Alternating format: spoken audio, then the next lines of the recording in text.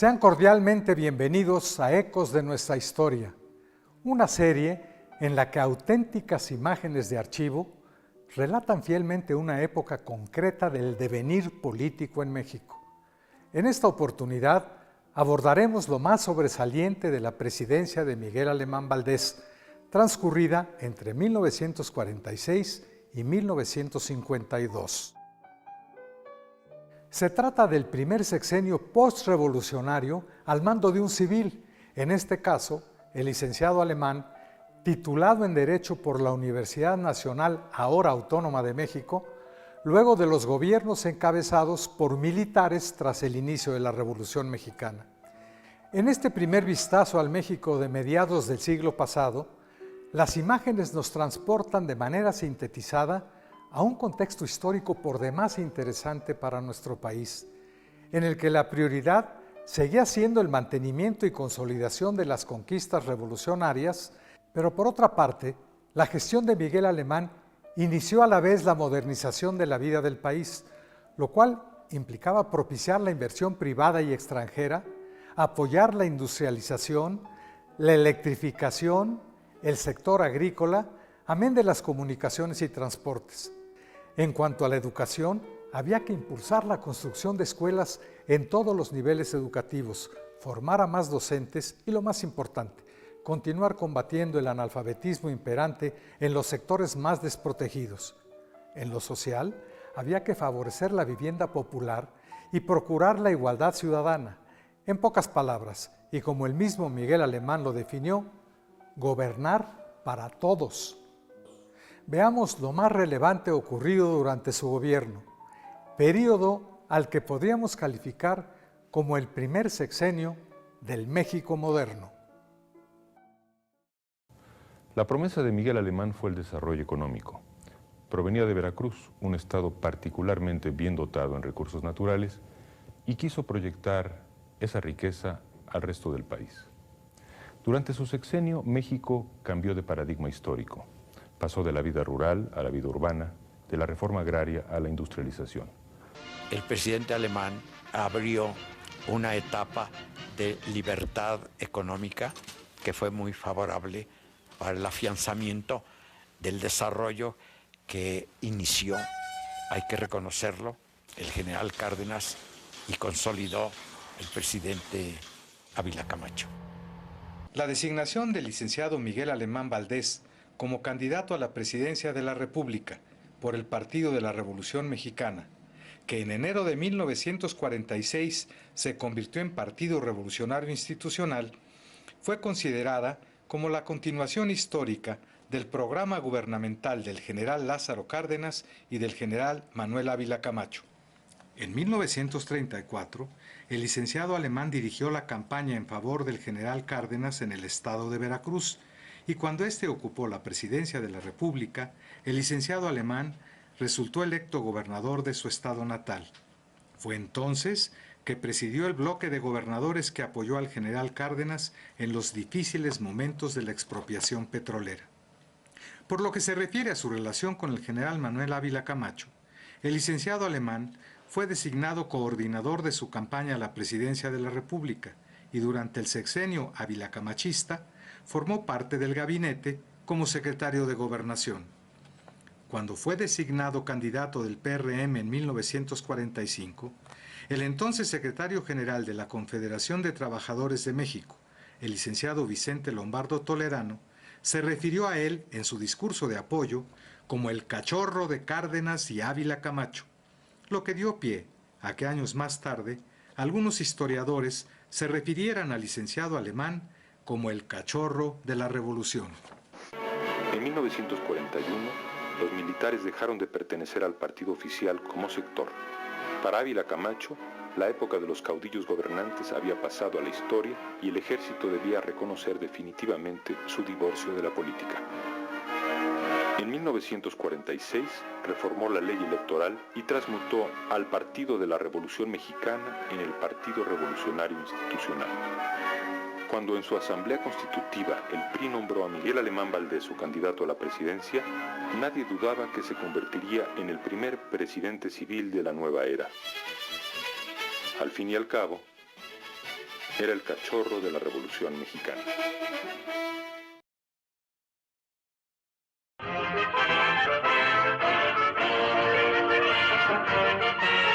Batiendo el récord de información cinematográfica, el noticiero mexicano EMA presenta al público de este cine un avance del histórico acto de la transmisión del poder presidencial.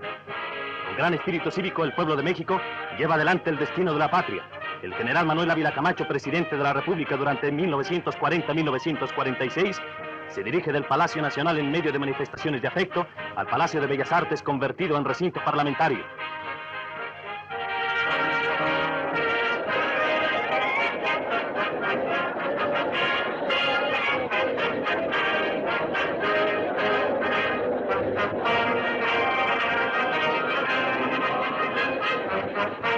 Representantes de 39 naciones amigas llegan desde las 10 de la mañana para asistir a la ceremonia. A las 11 horas el presidente saliente llega al máximo teatro de México, siendo recibido por el presidente del Congreso en medio de extraordinarias manifestaciones de cariño.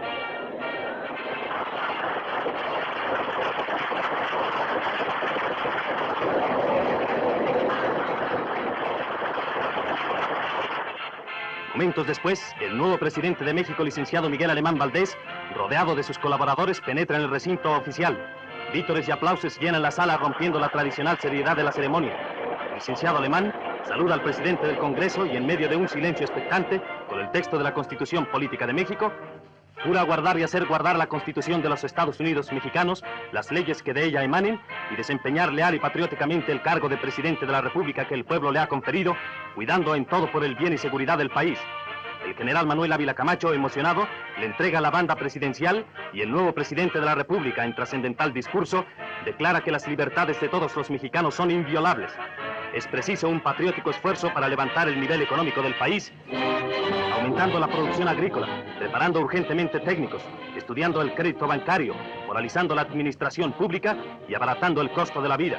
Después de elogiar la administración de Ávila Camacho, propone al Congreso 9 reformas de ley, afirmando que la conducta internacional de nuestro país es pacifista, afirmando también que el nuevo mundo debe ser un guardián de las libertades humanas. El noticiero mexicano se une al pueblo saludando al nuevo presidente constitucional de la nación en este día histórico.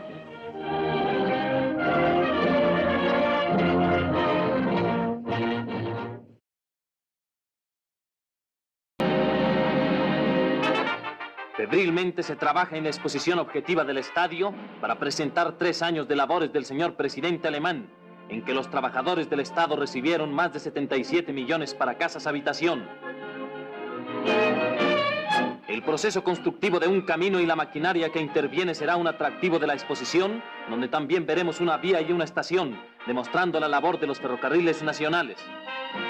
Las obras realizadas por la Comisión Federal de Electricidad y los beneficios que éstas reportan a la nación serán visualizadas, y la Secretaría de Marina presentará, entre otras cosas, el mapa de faros de la República.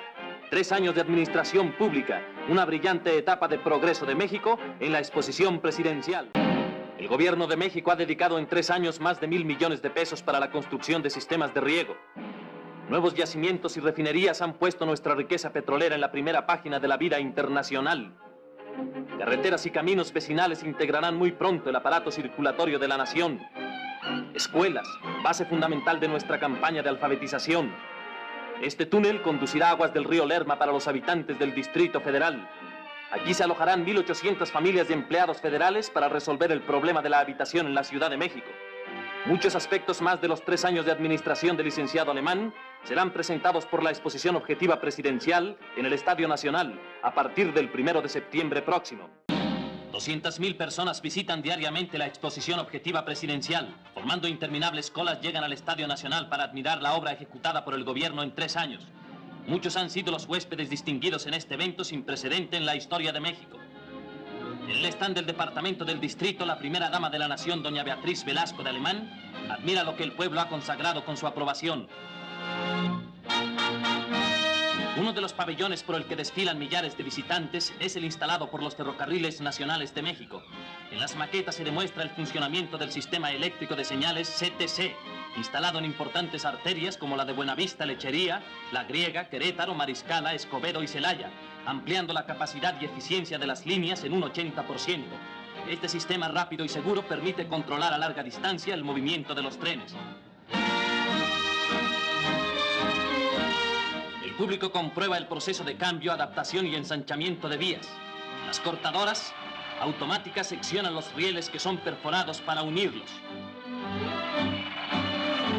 Desclavados los viejos rieles, la hachazueladora pone a nivel los durmientes.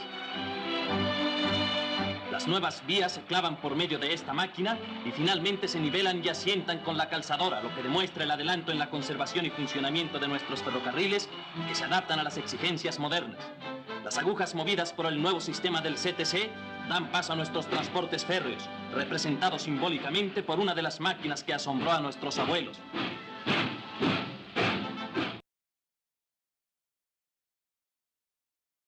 Como el mismo licenciado Miguel Alemán lo dijo el día que tomó posesión, los 4 puntos fundamentales de su plan de gobierno fueron cumplidos íntegramente.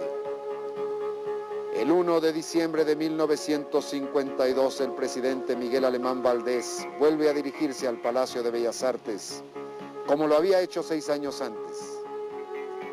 En esta ocasión, no era para recibir la banda, sino para entregarla. Transmite el poder a Adolfo Ruiz Cortines y termina así los 6 años de su periodo presidencial. Es difícil, imposible en tan pocos minutos, abarcar toda la extensa obra de este mexicano ejemplar. Pero su labor ha permitido que tengamos el México actual, y su ejemplo nos estimula a los mexicanos a la unión y al trabajo.